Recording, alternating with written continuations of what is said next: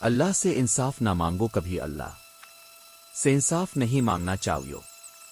جانتے ہیں کیوں؟ اس کہانی کو سنے پتہ چل جائے گا۔ ایک دفعہ کا ذکر ہے، ایک پہاڑ پر ایک شخص 100 سال سے عبادت کر رہا تھا۔ لوگ کہتے ہیں کہ وہ بنا کھائے پیے بس ایک جگہ بیٹھ کر اللہ کے ذکر میں مشغول رہتا تھا۔ کچھ لوگوں کا یہ بھی کہنا تھا کہ وہ رات کو درختوں کے پتے کھا کر گزارا کرتا ہے۔ ایک دن آسمان سے ایک سفید روشنی نمودار ہوئی، اس روشنی نے اپنے ارد گرد سب کو روشن کر دیا اور ایک فرشتہ ظاہر ہوا۔ اس فرشتے نے بولا، اے بندے، اللہ تیری عبادت سے بہت خوش ہوا ہے، تو مانگ اپنے رب سے کیا مانگتا ہے، تیری مراد پوری کی جائے گی۔ اس شخص نے آنکھیں کھولی تو ارد گرد چرند پرند اس کی سرخ آنکھوں کو دیکھ کر ڈر گئے۔ اس نے بولا، مجھے انصاف چاہیے۔ فرشتہ واپس لوٹ گیا۔ پھر 100 سال گزر گئے۔ اس کے ارد گرد جتنے بھی پرندے تھے وہ سب چھپ گئے۔ 100 سال کے بعد آسمان سے ایک سرخ روشنی نمودار ہوئی۔ ایسا لگتا تھا کہ جیسے ہر طرف اب کی روشنی پھیل گئی ہو۔ فرشتے نے پھر سوال کیا، کیا مانگتا ہے، اللہ تیری مراد پوری کرے گا۔ اس شخص نے آنکھیں کھولی، اس کی آنکھیں خون کے جیسی سرخ ہو چکی تھی۔ اس نے اپنا سوال دہرایا، مجھے انصاف چاہیے۔ فرشتہ پھر واپس لوٹ گیا۔